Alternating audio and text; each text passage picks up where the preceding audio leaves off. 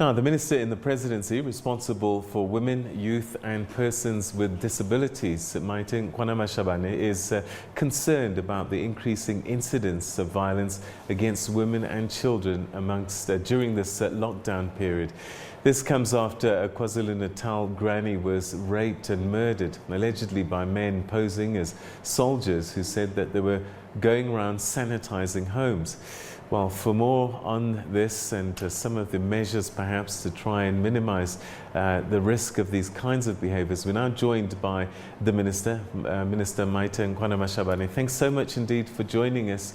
Welcome to the program. I suppose this story in Kwa Zulu-Natal is kind of playing out what some of your worst fears might have been for this period of time.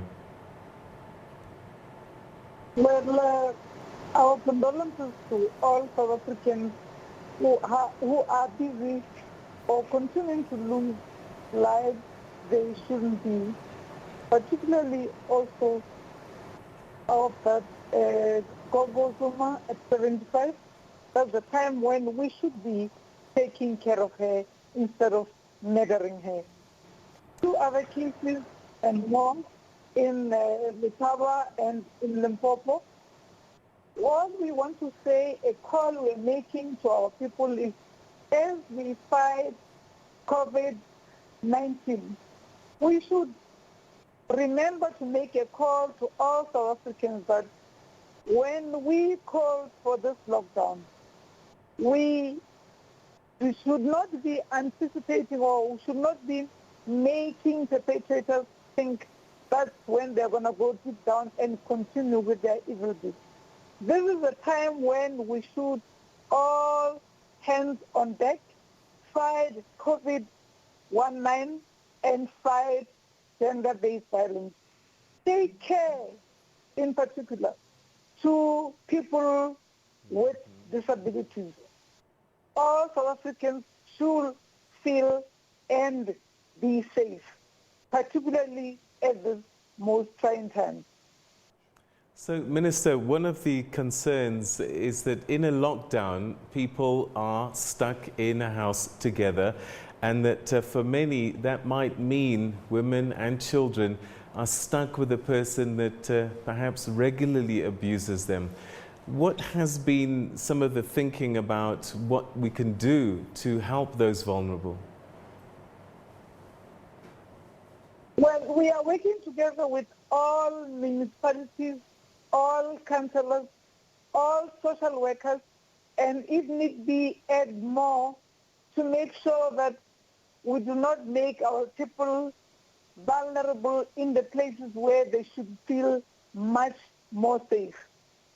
The irony of being an African is indeed majority of those you'd find at home feeling and wanting to be safe.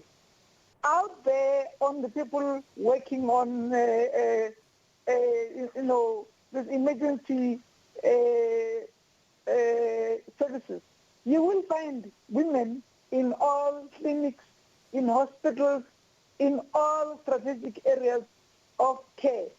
But those who are at home should feel at home, and we have to make sure that, or to add to the support to these South Africans. There are toll-free numbers which they should call on if they feel, not when they become victimized, if they feel that there's a place where they are is not sensitive, it's not conducive enough, they can call on this number 0800 428 428 or #120 #787 67#. Those who get to call the COVID-19 numbers can also transfer the numbers that are cases that have to do with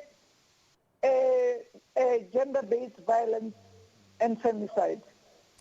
All right, so I guess also at this time it's important for neighbors not to ignore the things that they see and hear. And perhaps instead of trying to go next door, they should phone the authorities and phone these numbers to get the police there as quickly as possible. That's exactly what we're appealing to. We are working together with all government structures on the ground, and that's why we are also making this call even at this moment. All right, children with disabilities, often, again, the most vulnerable of the most vulnerable. Is there any extra layer of help and protection for them?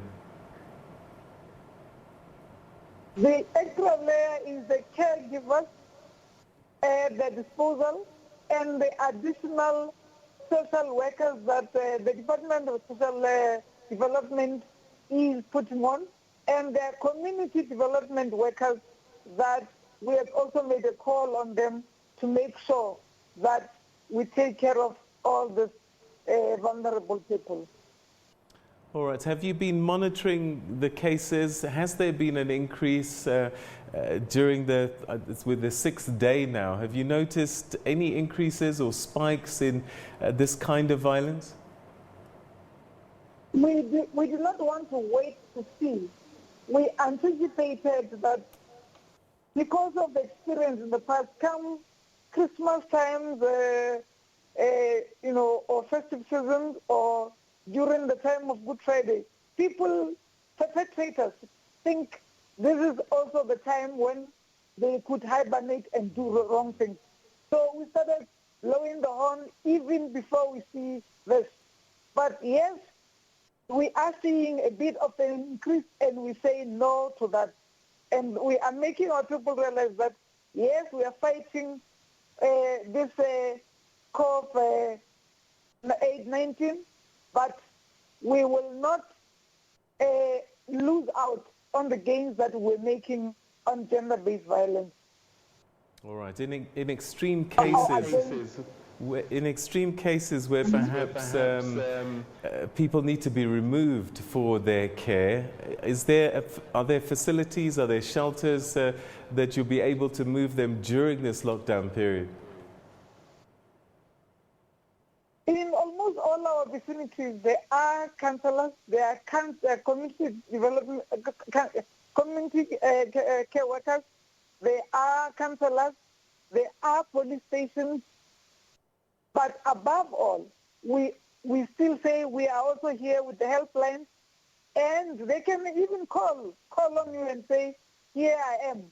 None of them should struggle in silence when we are all here. We are here to help and serve our people.